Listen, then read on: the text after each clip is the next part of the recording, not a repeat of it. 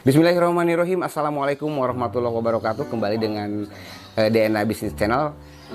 Saya Aditya Nurdiana kembali akan berbincang-bincang meneruskan pembicaraan kemarin. Topik yang sangat menarik sekali tentang filsafat. Karena filsafat itu adalah sebuah perilaku yang kita lakukan sehari-hari. Kemarin Prof mengatakan bahwa filsafat itu akan melahirkan ilmu pengetahuan, the knowledge of science. Oke Prof, langsung saja kepada Pak Prof. Menurut Prof, filsafat dan pengetahuan bagaimana? Jadi begini, jadi orang pertama yang ditahbiskan menjadi seorang filosof itu namanya Thales. Thales, kurang lebih pada abad ke-6 sebelum Masehi ya. Dia adalah orang yang pertama mengkonstruksi sebuah gagasan filosofi. Ini yang dicatat dalam sejarah, yang tercatat dalam sejarah. Apa yang dirumuskan oleh Thales? Thales itu berpikir begini. Apa sih yang menjadi asas bagi kehidupan? Di pertanyaan dasar dia, apa sih yang menjadi asas bagi kehidupan? Dia kemudian memotong pohon, keluar air, begitu airnya habis, matilah itu pohon. Dia menyembelih binatang, keluar darah. Begitu darahnya habis, matilah itu binatang. Dia menggali tanah, dari tanah keluar air. Maka kemudian dia mengatakan bahwa asas kehidupan adalah air. Itu sudah induktif. Jadi seorang filosof itu kan sebetulnya tidak berupaya untuk mencari kebenaran dalam fakta empiris. Ya, betul, ya. Sebetulnya tidak begitu. Kenapa? Karena seperti episode sebelumnya sudah saya katakan, seorang filosof itu melandaskan kebenaran pada keruntutan logis, bukan kepada fakta empiris. Jadi filosof pertama yang mencoba untuk melakukan proses empirisasi terhadap dunia logika itu namanya si Thales. Jadi Thales adalah orang pertama yang menyimpulkan bahwa asas kehidupan itu adalah air. Okay. Nah, tetapi ini kan menjadi perdebatan di kalangan para filosof setelahnya.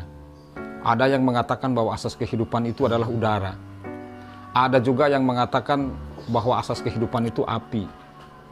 Ada juga yang mengatakan bahwa asas kehidupan itu bukan api, bukan air, bukan juga udara, tetapi sesuatu yang tak berbatas, seperti digagas oleh Anaximandros kan.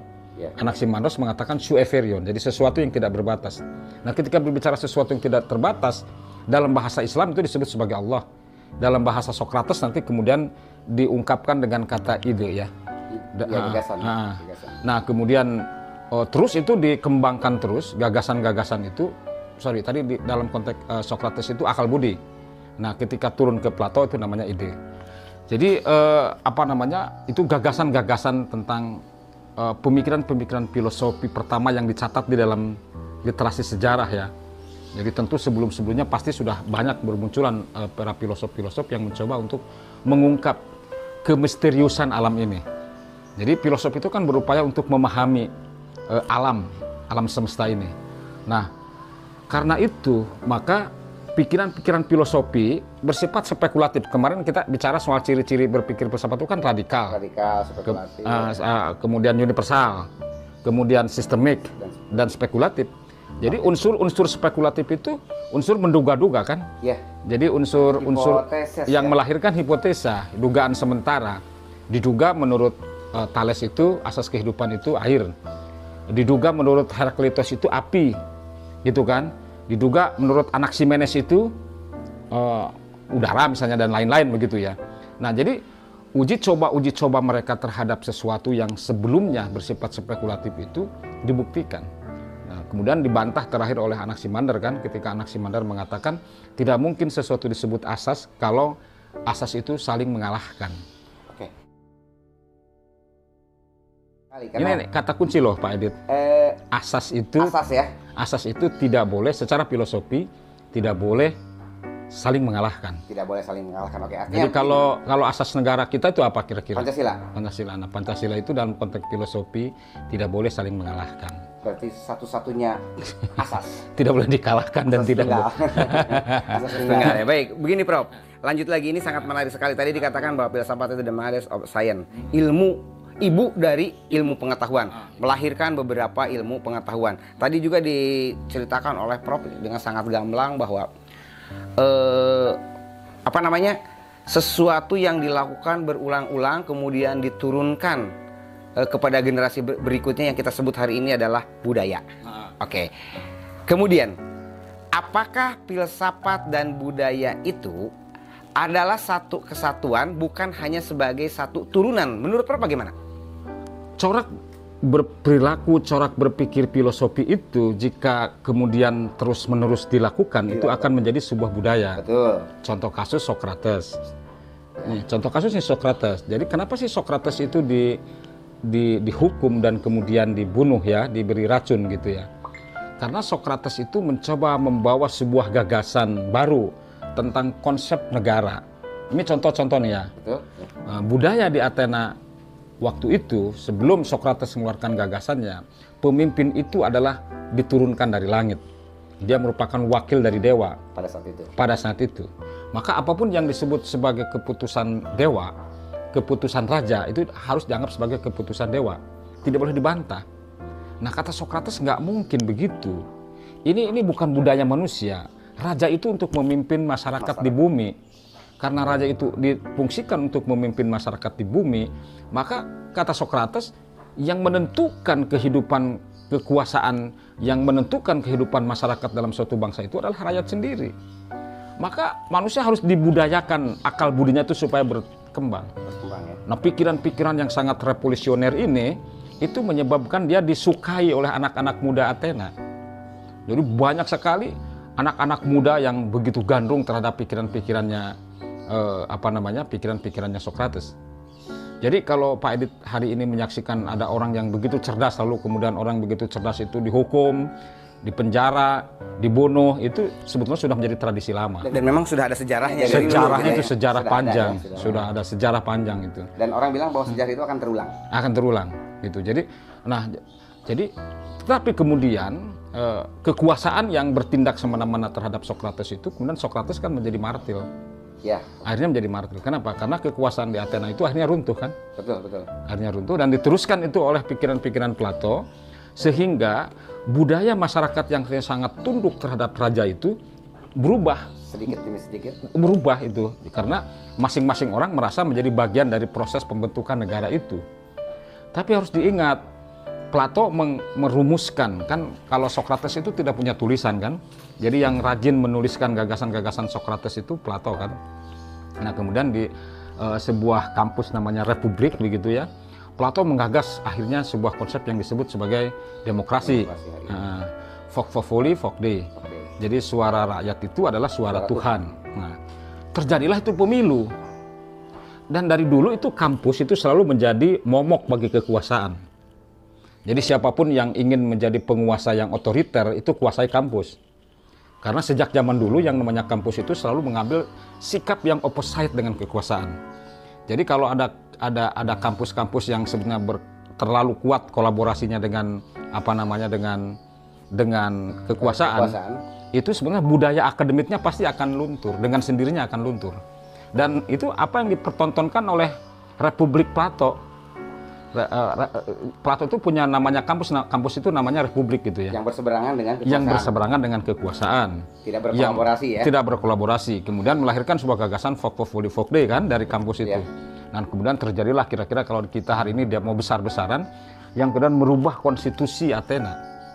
Yang akhirnya pemimpin itu harus dipilih oleh rakyat. Tetapi Pak Edit tahu nggak itu ketika pemilihan terjadi pada saat pertama kali itu Plato itu sengsara. Konteks kalau kita hubungkan konteks demokrasi hari ini di kita dengan konsep demokrasi yang digagas oleh Socrates itu ada perbedaannya apa enggak? Ada perbedaan dan ada persamaannya. Nanti coba gini ya, nanti kita perhatikan. Kalau Socrates kan tidak menyaksikan pemilu. Betul ya. Nah Plato itu yang menyaksikan pemilu. Begitu pemilu pertama digulirkan, Plato itu kecewa berat karena presiden terpilih, kalau kita kira-kira sekarang, kalau presiden terpilih itu adalah bukan orang yang memenuhi persyaratan menjadi pemimpin. Itu ternyata orang yang dilahirkan dari produk reformasi Athena waktu itu melahirkan pemimpin yang anarkis. Karena yang namanya demokrasi itu akan tercermin dari hasil pemilunya. Jadi kalau misalnya masyarakatnya barbar, itu akan menghasilkan pemimpin yang barbar. Ya, betul. Nah itu Plato itu, waduh itu luar biasa kecewanya. Plato itu luar biasa kecewanya. Maka sejak saat itu Plato membuat sebuah konsep yang disebut sebagai konsep Garda. Jadi untuk menjadi presiden itu dipilih dulu orang-orang terbaik dari masing-masing suku. Perwakilan mungkin ya. Oleh sebuah konstitusi ya, oleh sebuah dewan itu, oleh konstituante itu dipilih dulu. Misalnya Pak Edit dari suku Sunda gitu ya. Saya misalnya dari suku Sumatera, misalnya yang lain-lain dari berbagai suku dikumpulkan dulu. Yang kapasitasnya itu diukur dulu. Kapasitasnya itu dibikin sama dulu. Nanti setelah dibikin sama, misalnya terbentuklah ada 3, 4, 5 calon begitu yang masing-masing itu hebat, baru disuruh dipilih oleh rakyat. Jadi siapapun yang dipilih oleh rakyat akan menghasilkan pemimpin yang kuat. Nah, gaya seperti itu hari ini itu sebetulnya ada di Iran ya. Iran itu persis kayak begitu. Ada wilayatul faqih dulu yang kemudian menentukan dulu siapa calon-calon presidennya, lalu dipilih oleh rakyat. Mungkin ini ya, gini Prof, kalau kita lihat hari ini, itu mungkin yang dimaksud dengan fit and proper test mungkin ya? Ya, fit and proper test dilakukan oleh sebuah lembaga yang lembaga itu dipimpin oleh orang-orang yang memiliki tingkat kredibilitas yang sangat tinggi dengan tingkat keinginan politiknya yang sangat rendah. Tapi tetap unsur keterwakilan ya. Unsur orang yang keterwakilan ada di sana itu ya. Oh iya, gitu. Nah itu dipilih dulu oleh sebuah konstitusi itu, lalu kemudian setelah begitu baru ditebarkan kepada masyarakat, lalu masyarakat memilih siapa yang terbaik. Nah kalau di Indonesia itu sebetulnya mohon maaf, jadi reformasi di kita, demokrasi di kita itu demokrasi di Plato era pertama. Yang Bukan itu ya. Bukan di Plato era kedua sebetulnya. Ya. Mungkin belajar mengevaluasi dari apa yang telah dilakukan dan ternyata faktanya tidak sesuai dengan harapan, lalu kemudian dirubah lagi, kan yang namanya ilmu pengetahuan dan pemikiran pun sama berkembang. Mungkin. Nah, jadi oleh karena itu tadi pertanyaannya apakah filsafat itu bisa menjadi sebuah budaya? Tentu saja. Oh iya, betul. Tentu saja. Jadi budaya kritis tadi yang sebelumnya pakem gitu ya, diem semua, takut semua orang gitu, dirubah oleh Socrates kan, lalu kemudian rakyat kemudian menjadi memberontak dalam tanda petik terhadap kekuasaan, kemudian setelah begitu terjadilah demokrasi kan, yang konsepnya adalah vokvoli itu. Nah kemudian Plato terkejut karena demokrasi yang dia gagas itu tidak sesuai dengan pikirannya, menjadi demokrasi, maka kemudian dia menggagas kembali gagasan demokrasinya itu menjadi sebuah konsep yang lebih mutual. Begitu. Jadi itu sebetulnya filsafat itu begitu.